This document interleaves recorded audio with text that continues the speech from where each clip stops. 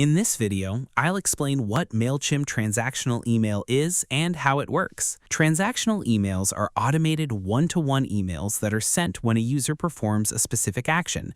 Common examples include password reset emails, order confirmations, shipping notifications, account verification emails, and purchase receipts. Unlike marketing emails, which are sent to many subscribers at once, transactional emails are triggered individually and are designed to deliver important information that the recipient expects to receive.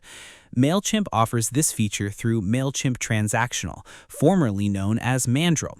It's built for businesses and developers who need fast, reliable email delivery for websites, apps, and online stores. One of its biggest advantages is high deliverability, which helps ensure that important emails reach customers' inboxes quickly. It also supports features like email tracking, analytics, templates, and APIs for integrating transactional emails into your applications. If your business needs to automatically send essential emails based on user actions, Mailchimp Transactional is a powerful solution that's separate from Mailchimp's regular email marketing campaigns. And that's what Mailchimp Transactional Email, formerly Mandrill, is and how it works.